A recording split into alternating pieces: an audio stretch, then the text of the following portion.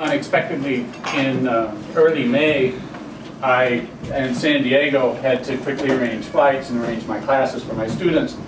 And I couldn't sleep waiting for the next morning, and so I wrote a note to my students, sort of explaining my father and a little bit about him. And several of you I know saw that. And when we got there and we put together services very quickly, Mother asked me to write the obituary, which is the same obituary similar to the one that you might have read that was printed here in the Wisconsin papers.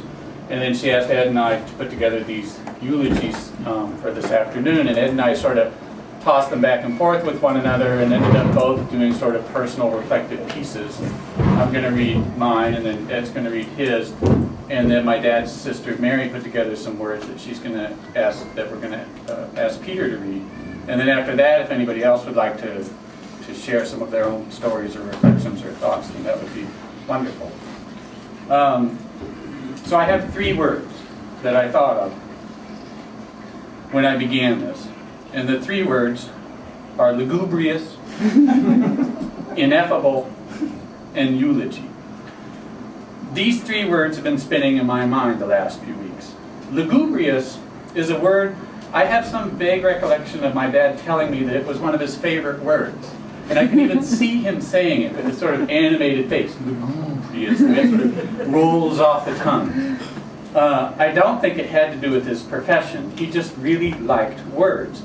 He may have used it in one of the letters he wrote me. Maybe I asked him about it. I don't really know. But he loved words. And in our house that we all grew up in at 601 Hoosier Drive, there was a table that I'm sure was intended for a large book of holy words that we had at the front of the house. And we didn't have the traditional holy words on that table. We had an unabridged dictionary at the front of the house, permanently open to some random page. And I can still see Dad stooped over it now, looking up some word he ran into in one of his John le Carre novels.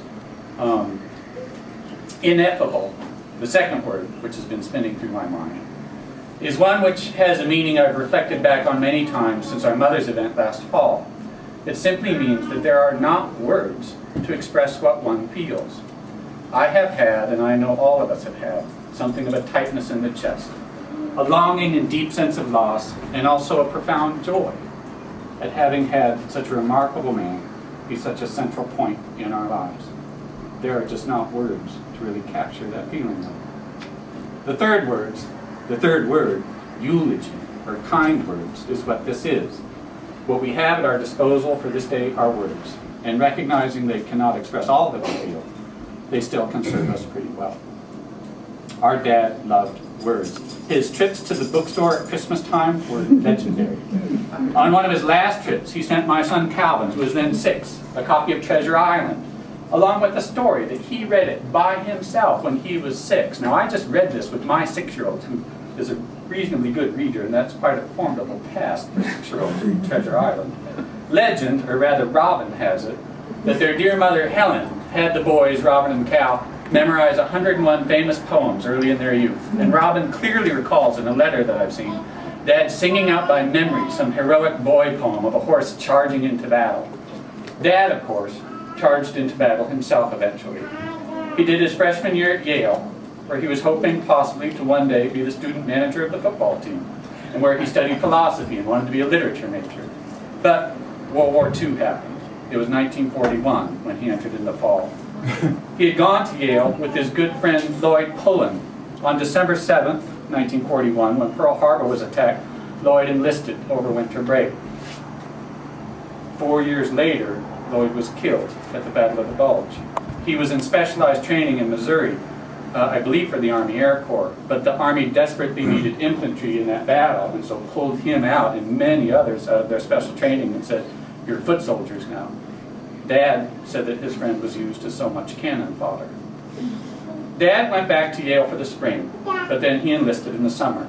I do not believe he enlisted because of any great patriotism or call to duty, but rather simply because he thought he could choose his assignment more easily, and thus be more likely to survive if he was a volunteer. He even tried to get into officers training, but that required good vision, something that he didn't possess. Somehow, though, undeterred, he managed to get a hold of an early version of a pair of contact lenses. They were made of glass. He stuffed them in his eyes but they were so desperately uncomfortable, his eyes watered up and he failed the exam anyway.